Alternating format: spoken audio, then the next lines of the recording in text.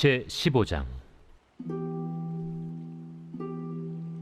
모든 세리와 죄인들이 말씀을 들으러 가까이 나아오니 바리새인과 서기관들이 수군거려 이르되, 이 사람이 죄인을 영접하고 음식을 같이 먹는다 하더라. 예수께서 그들에게 이 비유로 이르시되, 너희 중에 어떤 사람이 양 100마리가 있는데 그 중에 하나를 잃으면 99마리를 들에 두고 그 잃은 것을 찾아내기까지 찾아다니지 아니하겠느냐. 또 찾아낸즉 즐거워 어깨에 메고 집에 와서 그 벗과 이웃을 불러 모으고 말하되, 나와 함께 즐기자. 나의 잃은 양을 찾아내었노라 하리라. 내가 너희에게 이르노니 이와 같이 죄인 한 사람이 회개하면 하늘에서는 회개할 것 없는 의인 99으로 말미암아 기뻐하는 것보다 더하리라. 자, 오늘 본문 말씀은 저희 주님의 교회를 처음 시작할 때 제가 처음으로 나누었던 본문 말씀입니다. 그리고 창립 기념일 때 간혹 제가 이 본문 말씀을 가지고 메시지를 전했습니다. 왜냐하면 우리 주님의 교회의 그 비전과 나아가야 할 그 방향이 이 본문 안에 담겨져 있기 때문입니다. 여러분, 혹시 아이를 잃어버려 본 경험이 있습니까? 아니면 부모로부터 떨어져서 길을 잃어본 그런 경험들이 있습니까? 부모를 잃은 아이들은요, 그 두려움과 공포감으로 인해 가지고 거의 정신을 잃을 지경이라고 이야기를 합니다. 그래서 이 부모를 잃은 아이들은요, 엄마 아빠를 찾아가지고 막 울면서 막 여기저기를 뛰어다니는 거예요. 그래서 이 아이를 찾았을 때 보면은, 아니 이 조그만 아이가 어떻게 이 먼 거리를 이동해 왔는지 깜짝 놀랄 정도로요, 먼 곳에서 아이를 찾는다라고 그렇게 이야기를 합니다. 저희도 둘째 아이를 잃어버려 본 경험이 있습니다.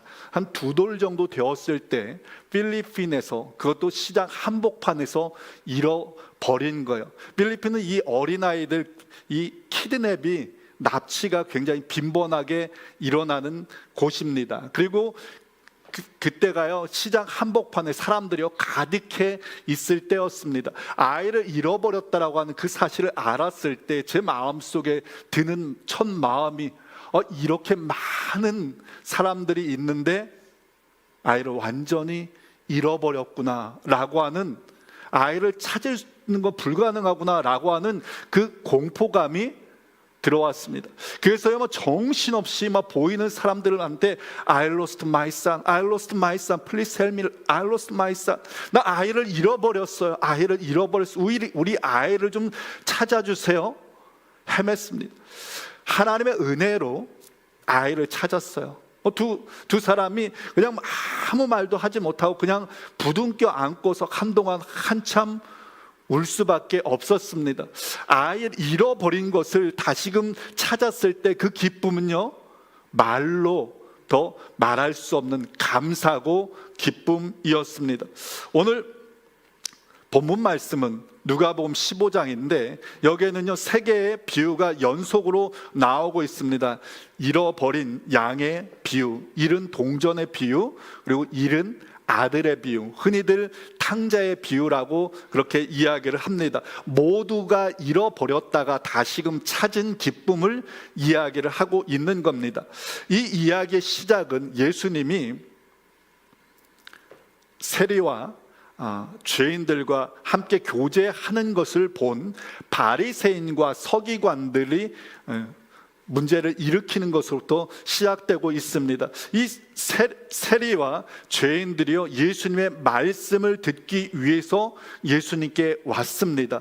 그런데 예수님께서요, 그들을 어떻게 합니까? 영접합니다. 영어로 보니까 웰컴, 환영합니다. 그러고는 그 사람들과요, 예수님께서 함께 식사를 하는 거예요. 여러분, 한번 생각해 보세요. 그 사람들은 단순히 예수님에게 말씀을 듣기 위해서 왔는데 예수님께서요 웰컴하는 거예요. 그리고 자기네들을 식사를 대접해가지고 함께 식사를 합니다. 그 분위기가 어떠했겠습니까? 그 서로요 함께 식사하면서 이야기하면서 서로 기뻐하고 뭐 함께 그 분위기가요 아주 화기애애한 분위기가 되었을 것입니다. 그런데 이 모습을 지켜보았던 바리새인과 서기관들이요 문제를 제기하는 겁니다. 이 사람이 죄인들을 영접하는도다. 그들과 같이 음식을 먹는다라고 그렇게 이야기를 하고 있는 겁니다. 수군거리기 시작하는 거예요. 근데 여기서 수군거리다 이 말은요 단지 그냥 한두 번 뒤에서 뭐라고 꿍시렁꿍시렁 하다 이 말이 아닙니다. 이스라엘 백성들이요 광야 40년 동안 계속 광야 생활을 하면서 하나님과 지도자 모세에게 했던 것이 바로 이 불평하다인데 동일한 단어가 사용되고 있습니다. 그러니까 이들은요 계속해서 지금 뒤에서 불평했던 겁니다. 그들이 문제 삼은 것이 두 가지였어요. 첫 번째는 주님께서 그 죄인들을 영접했다라고 하는 겁니다. 구약의 말씀들을 랍비들이 해석해 놓은 그 문헌들이 있습니다. 그 문헌들에서 미시나 그리고 탈무드와 같은 그 문헌에 보면은 당시 예수님 당시에서요 최악의 직업, 사람들이 생각한 최악의 직업이 무엇이냐? 세리였습니다. 왜냐하면 이 세리들은요 그 당시 로마가 이스라엘의 식민지 생활을 하고 있었는데 그 로마를 위해서 충성하는 사람들이 세리였어요. 게다가 사람들에게 자기들에게 세금을 많이 부과해 가지고 그것을 뜯어내 가지고 자기의 배를 불리고 살아가던 사람들이 바로 세리였습니다. 그러니까 이스라엘 백성들에게 있어서 이 세리들은요 매국노와 같은 사람들이었고요 도둑놈과 같은 사람이다라고 그렇게 생각을 했습니다. 또 다른 비난이 있는데 주님이 죄인들과 함께 식사를 한다라고 하는 겁니다. 유대인들에게 있어서 중요한 문제는 거룩입니다. 왜냐하면 하나님께서요 내가 거룩하니 너희도 거룩하라라고 그렇게 명령하셨기 때문입니다. 그런데 이스라엘 백성들이 거룩을 유지하기 위해서 힘썼던 것이 있었는데 중요한 것이 있었는데 그것이 바로 접촉입니다. 그래서 그들은 부정한 사람들과 죄인들과 접촉을 피함으로 거룩을 지키려 힘썼던 거예요. 그런데 주님께서 거룩하지 못한 사람들과 죄인들과 함께 앉아서 식사를 하고 있는 겁니다. 이 식사를 함께 한다라고 하는 그 말은 그 사람을 인정한다는 거예요. 관계 안으로 내 관계 안으로 그 사람을 받아들인다라고 하는 의미입니다. 그러니 바리새인들이요 들고 일어났던 겁니다. 성경은 점잖게 수군수군거렸다라고 그렇게 이야기를 하고 있지만서도요 어쩌면은 그 사람들은요 예수님 앞에 그냥 화를 내고서 문제를 제기했을 것 같습니다. 유대인들 격언에 이런 말이 있습니다. 하나님을 거역하는 자가 이 세상에서 멸망하면 하나님 앞에 그들 기쁨이다.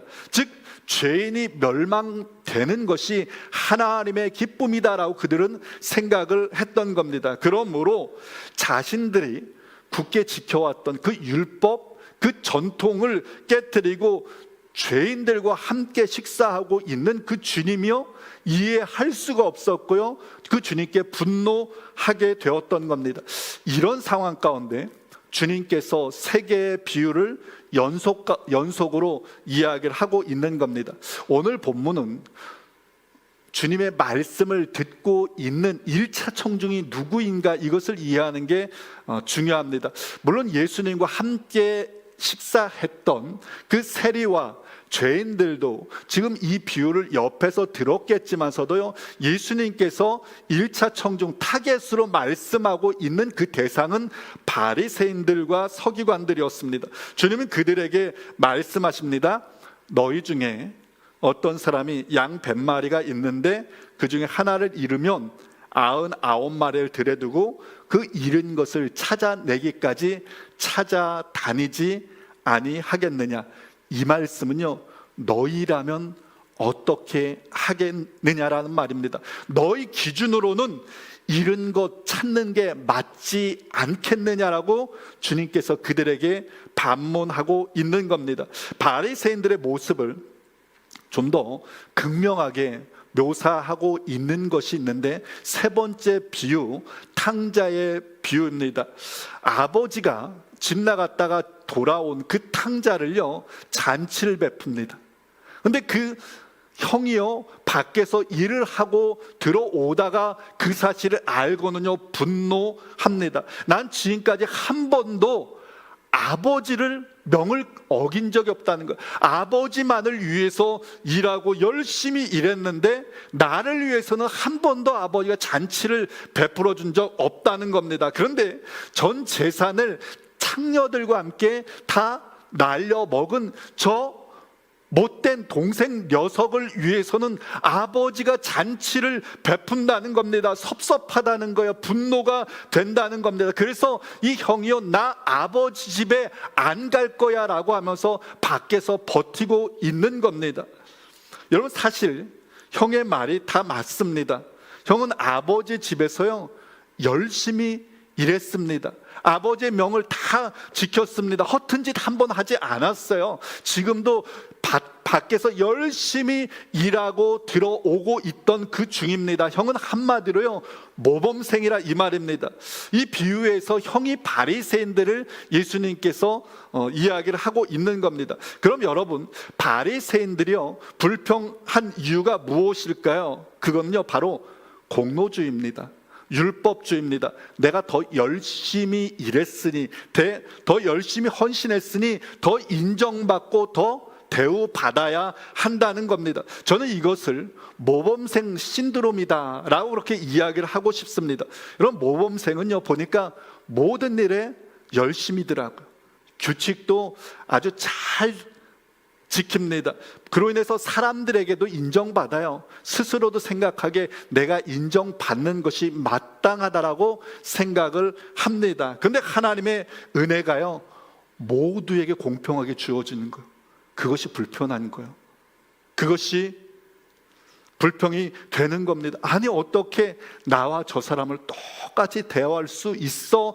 불평이 되는 겁니다. 근데 여러분, 바리새인들이 깨닫지 못한 것이 하나 있었습니다. 하나님께서 인생들에게 베푸시는 그 축복은요, 인간의 어떤 노력이나 공로로 주어지는 것이 아니라 하나님께서 전적으로 은혜를 베풀어 주신다는 겁니다. 심지어 지금 누리고 있는 그 축복들, 모든 것들 내가 내 노력으로 얻어진 것이 아니라 하나님께서 은혜 주셔서 누리고 있는 것이라는 겁니다. 내가 열심히 헌신하는 것, 내가 봉사하는 것, 하나님께서 내게 달란트 주시고 내게 건강 주셔서 그렇게 할 수 있다는 겁니다.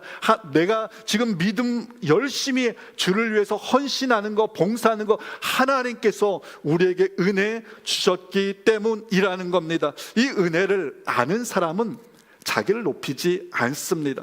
다른 사람도 정죄하지 않습니다. 겸손히 자신을 낮추어서 다른 사람들을 품게 되는 겁니다.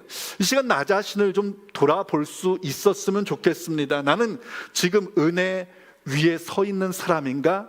아니면 공로 위에 서 있는 사람인가? 나는 다른 사람들 대할 때 혹시 바리새인의 눈으로 바라보는 것은 없는가? 여러분, 바라기는 참 우리가 하나님의 은혜를 기억하며 한 사람 한 사람 품을 수 있는 그런 공동체가 될 수 있었으면 좋겠습니다. 주님께 죄인들이요 찾아왔던 것처럼 세상에서 지친 영혼들이, 외로운 영혼들이 우리에게 찾아오는 그런 편한 성도, 편한 교회가 될 수 있었으면 좋겠습니다. 그러면서 누구라도 이 전에 들어와서 쉼을 얻고 회복되어서 함께 하나님을 찬양하는 그런 믿음의 공동체가 될 수 있기를 주님의 이름 간절히 축원을 드립니다. 그럼 여러분, 편한 성도, 편한 교회가 되기 위해서 우리가 갖추어야 할 그 자세가 무엇인가? 그것은 바로 주님의 마음입니다. 오늘 두 번째로 나누고 싶은 것은요, 99마리의 양을 들판에 두고 한 마리의 양을 찾아 나서는 그 목자의 심정에 대해서 여러분과 나누고 싶습니다. 여러분, 사람들은요 숫자에 강합니다. 한 마리의 양은요 1입니다. 99마리의 양은 1의 99배입니다. 사람들은 무엇을 선택하고 무엇을 포기해야 될지 너무나도 명확하게 잘 알고 있습니다. 근데 목자는 99마리를요 들에 두고 한 마리의 양을 찾아 나서는 겁니다. 이런 목자의 행동이요 바리새인들에게는 어리석어 보이는 거예요. 오늘 우리들에게도 이해가 안 가는 행동이 되어질 수 있습니다. 사람들은 99마리를 지키는 것이 더 효율적이라고 이야기를 합니다. 세상은 아깝지만서도 99마리를 위해서 한 마리 그 양 포기하라고 이야기를 합니다. 근데 목자는 커다란 희생을 감수하면서까지요 그 잃어버린 한 마리 양을 찾아 나서는 겁니다. 사실 본문에 나오는 예수님께서 비유로 말씀하신 이 목자는요 부자가 아닙니다. 품꾼을 고용하지 않았어요. 직접 자기가 그 양을 치고 있다라고 하는 그 사실만으로 그가 부자가 아니다라고 하는 것을 알 수 있습니다. 이 목자가 100마리의 양이 있잖아요. 근데 당시에 이 사람들이 한 양 200마리 정도는 키워야지 그냥 어느 정도 먹고 살 수 있는 그런 수준이었습니다. 그런데 이 목자는요 지금 겨우 100마리만 키우고 있는 겁니다. 그러니까 부자가 아니었어요. 그러면 이 목자에게 있어서 한 마리의 양도 귀중하죠. 그렇지만서도요 99마리의 양은 목자의 전 재산이다라고 그렇게 이야기를 할 수 있습니다. 근데 목자는 자기의 전 재산을 그래 내버려 두고 한 마리의 양을 찾기 위해서 길을 떠나고 있는 것을 보게 됩니다. 근데 목자는요 양을 찾기에 적합한 어떤 무기도 갖고 있지 않습니다. 만약에 양을 찾으러 갔다 들짐승이 덤벼들을 때 그것을 물리칠 수 있는 변변한 무기도 갖고 있지 않았다라는 겁니다. 목자가 갖고 있는 것이 단 하나였어요. 그것은 그 잃어버린 양 한 마리를 찾아내기까지 찾고야 말겠다라고 하는 목자의 바로 그 의지입니다. 이 의지가 목자에게 양을 찾으러 나가게 하는 원동력이었으면 보게 되는 거예요. 영어로 보니까 잃어버린 양이라고 하는 이 단어예요. 영어 정관사 더라고 하는 게 붙어 있습니다. 목자가 찾는 양은요 다른 양이 아닙니다. 잃어버린 바로 그 양입니다. 다른 것으로 대체할 수 없는 존재라는 겁니다. 자녀를 잃어버린 어미에게 있어서 여러분 그 자녀는요 그냥 단순히 잃어버린 하나의 자녀가 아니라 자기의 모든 것을 의미하는 겁니다. 마찬가지로 양 한 마리는요 목자에게 있어서 전부를 의미하는 것이었습니다. 반면 양 한 마리를 향한 목자의 행동은 다른 양들에게도요 하나의 약속이 되는 거예요. 목자가 그 한 마리의 양을 찾아가지고 어깨에 메고 덩실덩실 춤을 추면서 오는 그 모습을 다른 99마리의 양들이 볼 때 여러분 어떻게 생각하겠습니까? 감격이지 않겠습니까? 야, 우리 목자는 내가 잃어버렸을 때도 나도 저처럼 찾겠구나라고 하는 이런 감격이 되지 않겠습니까? 그러므로 여러분 그 목자가 한 마리의 양을 찾는다라고 하는 것은 다른 양들에게도 약속이 되어지는 겁니다. 그 목자의 사랑의 극치가 여러분 어디까지인 줄 아세요? 성경은 이렇게 이야기를 합니다. 나는 선한 목자라. 선한 목자는 양들을 위하여 목숨을 버리노라. 주님께서 말씀합니다. 나는 선한 목자라. 선한 목자는 양들을 위하여 목숨을 버리노라. 본문은 우리에게 약속하고 있는 겁니다. 너희는 나의 생명을 걸고서라도 지켜야 할 나의 양이다라고 주님께서 오늘 우리에게 말씀하고 있는 겁니다. 2014년에 6월 17일이죠. 켄터키 공항에 63년 전 한국 전쟁 때 실종되었던 폴 고든 병사라고 하는 분의 유해가 공항에 도착을 합니다. 이 지역 출신인 이 고든 병장이 한국전에 참전했다 중공군과 싸우고서는 실종이 되었던 겁니다. 근데 미국 정부는요, 포기하지 않은 거예요. 63년 동안요, 그 병사 하나를 찾기 위해서 계속적으로 찾았고 마침내 찾아서요, 63년 만에 그의 유해를 고향집으로 데리고 왔던 겁니다. 이런 의미에서 미국은 기본적으로 신뢰를 지키는 나라다라고 그렇게 이야기를 할 수 있습니다. 미국은 전쟁 중에 포로로 잡혔거나 혹은 실종된 미군을 찾아서 집으로 반드시 데려온다. 그리고 만약 죽으면 그 유해라도 데리고 가지고 온다라고 하는 그 원칙을 지키는 것으로 유명합니다. 이것을 진두지휘하는 부서가 있는데 국방부 내에 전쟁 포로 실종자 부서라고 하는 부서가 있습니다. 이 부서 안에 3개의 모토가 있는데 그 중에서 특히 인상 깊은 것이 있습니다. No one left behind. 하나도 뒤에 남겨주지 않는다. 이게 그 모토입니다. 근데 사실 이것은 하나님의 표다라고 이야기할 수 있어요. 하나님은 한 사람도 포기하지 아니하시고 끝까지 참고 인내하시며 구원하기 원하시는 하나님이십니다. 사람들은 포기할지 몰라도 하나님은 포기하지 아니하시고 결국 그 사람을 구원하시는 하나님이십니다. 행여 오늘 길 잃은 것 같은 여러분 절망적인 상황 가운데 처해져 있는 분들 있습니까? 아무도 나를 찾지 않는 것 같다는 외로움과 두려움 가운데 있는 분들 있습니까? 여러분들 향한 하나님의 그 말씀을 들어볼 수 있었으면 좋겠습니다. 너는 잃어버려진 존재가 아니라 나에게 사랑받는 존재란다. 내가 너희를 반드시 지키리라. 바라기는 여러분 우리의 선한 목자 되신 주님을 신뢰함으로 어떤 상황 속에서도 우리가 믿음으로 나아가는 우리 모두 되어질 수 있기를 축원을 드립니다. 마지막으로 나누고 싶은 말씀, 오늘 제가 나누고 싶은 메시지의 핵심입니다. 그것은 나와 함께 즐기자입니다. 우리 한번 따라서 해볼까요? 나와 함께 즐기자. 여러분 목자는 잃은 양을 찾아서요 혼자 기뻐하는 것으로 그치지 않습니다. 뭐예요?